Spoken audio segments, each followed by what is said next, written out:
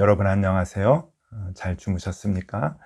11월 13일 금요일 아침입니다. 하나님께서 오늘 또 우리에게 참 좋은 날을 선물로 거저 주셨습니다. 이 하루 소중히 생각하면서 하나님 말씀 보고 하나님께 기도하면서 하루를 시작하도록 하겠습니다. 오늘 같이 볼 말씀은 사도행전 6장 1절에서 7절까지 말씀입니다. 제가 봉독해 드립니다. 여러분 함께 봐주시죠.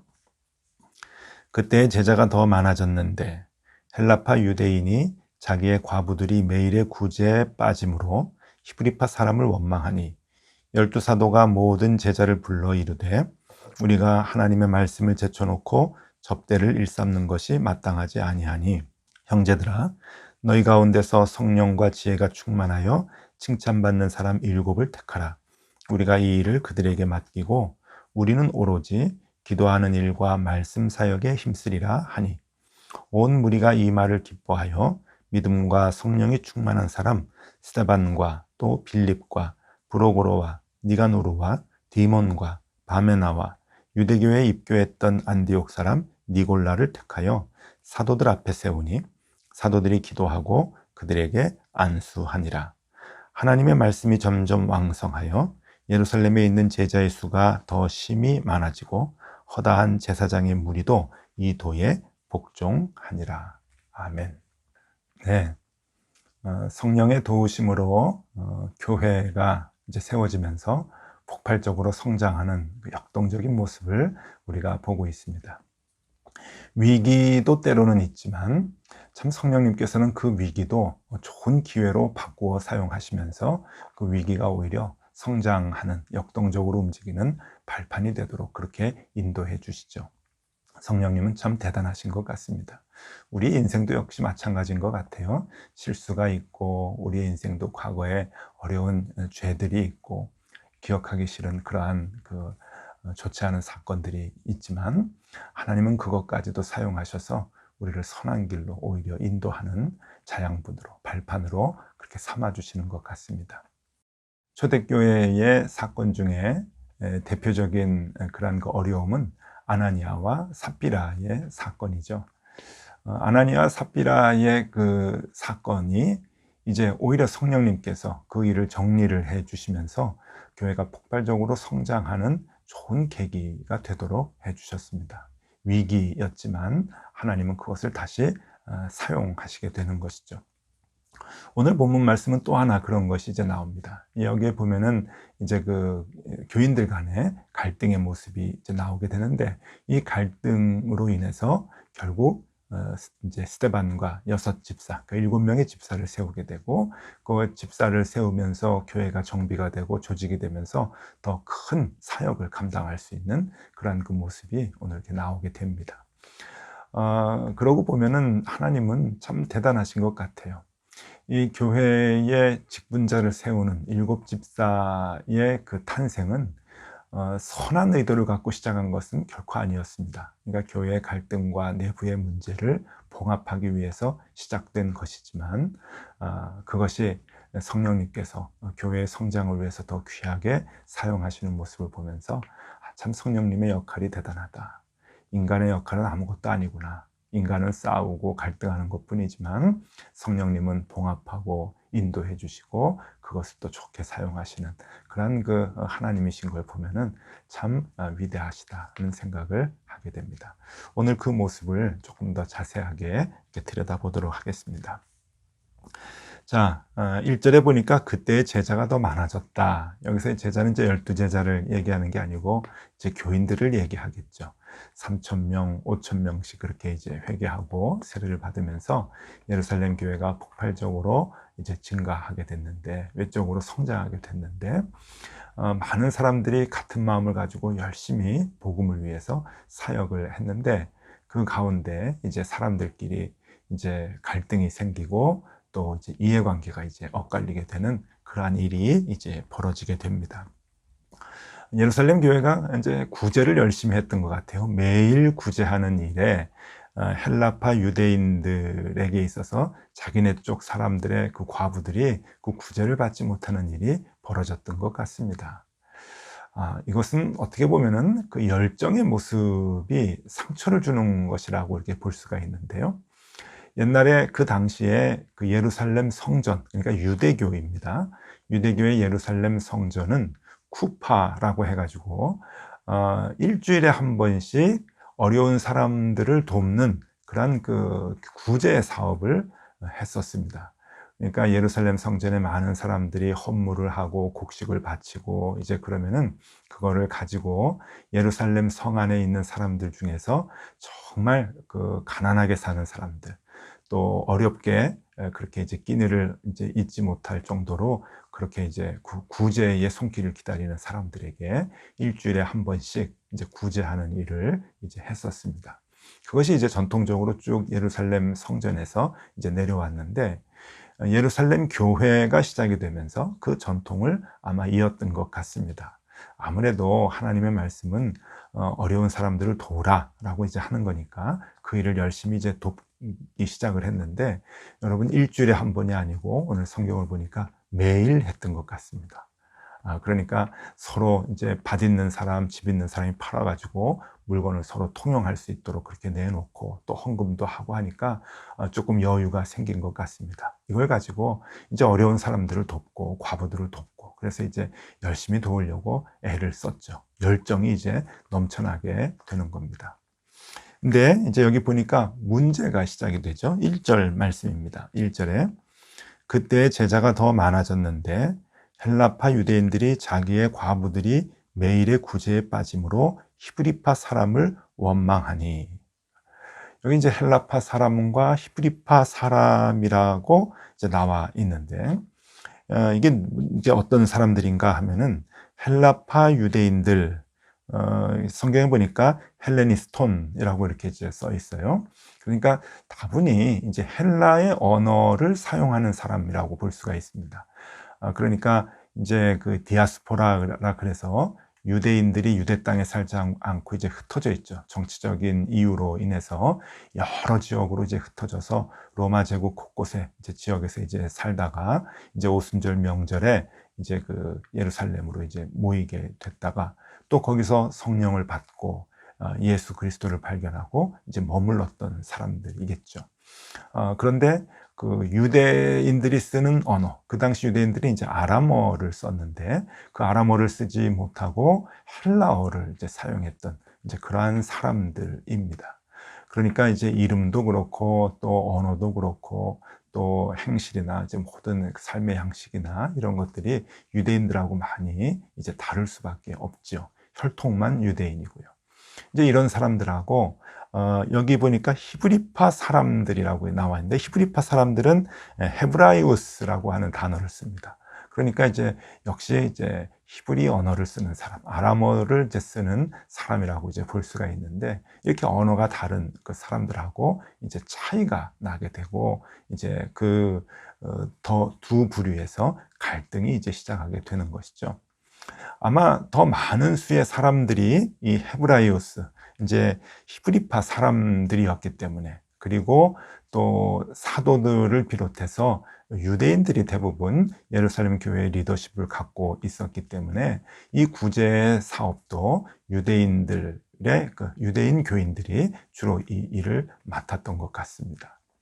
그랬더니 이 헬라에서 온 그 사람들 중에 과부들이 이제 많았던 것 같은데, 그 과부들이 구제에서 빠졌다라고 하는 그러한 그 이유에서 이제 갈등이 시작이 된 거죠. 이렇게 이제 헬라파 유대인들 중에 과부들이 있는데 먹고 사는 것이 많이 힘들었을 것입니다. 유대 그 땅 예루살렘에 머물면서 많이 힘들고 어려운 상황에서 교회가 그들을 이제 구제를 해줘야 되는데 그 구제에서 매일 빠졌다는 거예요. 그러니까 헬라파 유대인들이 이제 불만을 갖게 되고, 왜 구제를 이렇게 하느냐, 왜 이렇게밖에 못하느냐라고 하는 그 문제 제기를 하면서 교회 내에 이제 그 갈등이 증폭이 되고 시작이 되었다라고 하는 겁니다. 자, 이런 상황에서 지금 이제 교회가 문제를 해결해 나갑니다. 자, 어떻게 해결해 나갈까요? 이 크나큰 위기 가운데 이 교인들이 두 부류로 이제 나뉘어지게 되고 그 두 부류 가운데서 갈등이 증폭이 되는 그 상황, 어떻게 보면 교회가 깨질 수도 있는 이러한 위기의 상황에 자, 사도들과 교인들이 어떻게 이 문제를 풀어나가는가, 그 지혜는 우리가 정말 배울 만하다 생각합니다. 첫 번째는 하나님의 말씀과 기도 생활을 회복하는 겁니다. 이거는 문제의 원인을 정확하게 이제 파악을 했던 것 같아요. 우리 2절과 4절을 보겠습니다. 12사도가 모든 제자를 불러 이르되 우리가 하나님의 말씀을 제쳐놓고 접대를 일삼는 것이 마땅하지 아니하니. 4절 말씀입니다. 우리는 오로지 기도하는 일과 말씀 사역에 힘쓰리라 하니. 문제의 원인이 어디서 왔느냐? 이거는 우리가 하나님의 말씀을 보고 기도하는 일을 제쳐놓고 사역을 했다라고 하는 것이죠. 이것은 아주 정확한 진단입니다. 하나님의 말씀 없이, 하나님께 묻는 기도 없이 우리가 정말 남을 돕는 일, 구제하는 일 좋아가지고 사역할 수 있습니다. 정말 신이 나서 사역할 수가 있는데 여기에 언제나 문제가 생기는 것이죠. 어떤 분들은 이 2절과 4절이 이제 사도들은 말씀 사역, 기도만 하고 모든 교회의 일은 이제 집사들이 해라 라고 해서 오늘날도 이것을 구분해야 된다 라고 이제 주장하는 분들이 계시는데, 이거는 그런 의미는 아닌 것 같습니다. 이거는 교회 내에 말씀과 기도하는 것이 베이스, 그러니까 기초가 되지 않고 사역을 감당하는 것에 대한 우려를 얘기하는 것이죠. 사도들이 더 하나님께 기도하고 더 말씀을 잘 연구하고 풀어서 모든 교인들이 그 말씀 위에 또 기도 위에서 모든 사역을 해나갈 수 있도록 해야 한다라는 그러한 이제 그 문제의 원인을 해결하는 방법을 얘기하는 것이죠. 오늘날 교회도 마찬가지입니다. 사역을 하는 데 있어서 가장 중요한 것은 하나님의 말씀을 보고 그리고 하나님께 기도하는 것이겠죠. 기뻐서 그냥 인간의 마음으로 일을 한다고 하면요, 여러분 그것은 언제나 문제에 부닥치게 됩니다. 그리고 선한 마음으로 시작한 사역이고 구제이지만 언제나 그것 때문에 시험이 들게 되는 것이죠. 오늘 이 초대교회의 첫 시험도 이제 그런 것에서 기인을 하게 됩니다. 말씀이 사라졌고 하나님께 간절히 기도하는 것이 사라졌습니다. 그랬더니 여기에서 이제 문제가 시작이 되는 것이죠. 여러분, 성령이 오셔서 사도들이, 제자들이 첫 번째로 능력을 받았던 게 무엇입니까? 기억나시죠? 그것은 언어입니다. 방언이죠. 그러니까 요즘의 방언 같은 것이 아니라 진짜 다른 나라의 말로 말을 하기 시작을 한 것이죠. 그래서 사람들이 깜짝 놀란 것 아닙니까? 성령께서 그 언어의 능력을 주셨어요. 그것은 하나가 되는 것이죠. 다른 나라 사람들하고도 하나가 되는 것인데, 여러분, 말씀과 기도가 사라지니까 교회 내에서 언어를 달리 쓰는 사람들이 나뉘어지게 됩니다. 성령의 능력이 소멸되는 것이죠. 이건 아주 놀라운 의미를 우리들에게 줍니다. 헬라파 유대인이다, 히브리파 사람이다, 언어를 달리 쓰니까 우리는 다른 사람들이다 라고 생각하는 것은 성령이 우리에게 능력을 주시는 목적하고 완전히 반대되는 지금 결과를 얻게 되는 것이죠. 그래서 사도들은 문제를 해결했습니다. 하나님께 더 기도하자, 하나님의 말씀을 더 잘 보자, 그러한 마음을 갖고 문제를 해결해 나갑니다. 또 하나 문제를 해결하는데, 그것은 헬라인 집사 7명을 이 일을 담당하는 사람으로 세우게 됩니다. 놀랍습니다. 여기 보니까 5절 말씀입니다. 온 무리가 이 말을 기뻐하여 믿음과 성령이 충만한 사람 스데반과 또 빌립과 브로고로와 니가노르와 디몬과 바메나와 유대교에 입교했던 안디옥 사람 니골라를 택했다라고 말씀이 나오죠. 여러분, 여기 이 이름 7명은 다 그 헬라의 그 이름입니다. 헬라어 이름이죠.